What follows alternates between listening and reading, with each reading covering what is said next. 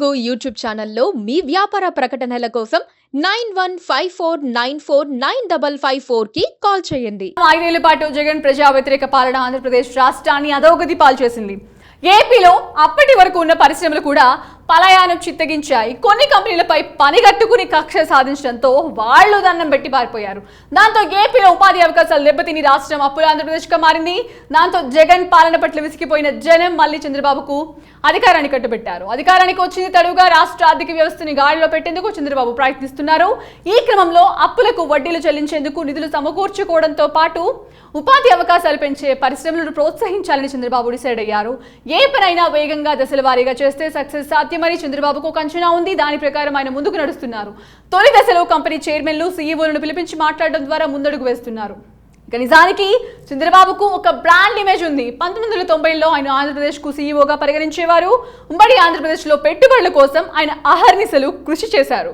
Microsoft అధినేత bill gates గడప దగ్గర ఆయన గంటల కొద్దీ నిరీక్షించి మరీ పెట్టుబడులు తీసుకొచ్చారు.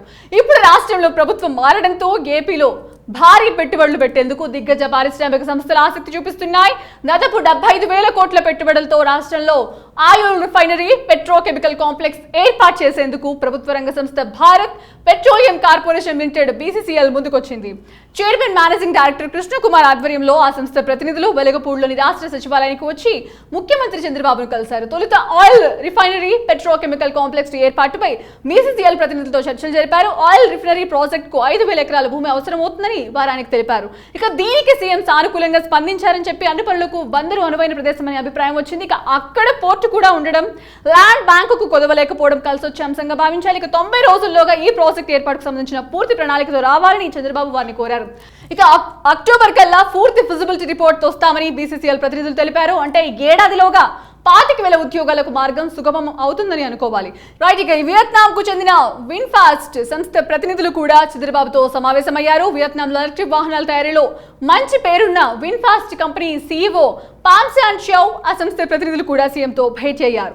4,000 కోట్లతో ఎలక్ట్రిక్ వాహనాలు, బ్యాటరీల తయారీ కర్మాగారం ఏర్పాటుకు సంసిద్ధత తెలిపారు. పారిశ్రామికవేత్తలు పెట్టుబడులు పెట్టేందుకు ఏపీ అత్యుత్తమ గమ్యస్థానమని చెప్పిన సీఎం అందుకు ఏర్పాట్లు చేసుకోవాల్సిందిగా విన్ఫాస్ట్ కు సూచించారు.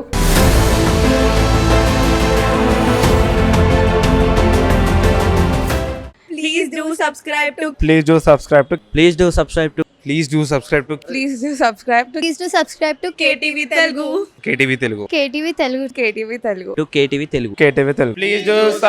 to KTV Telugu.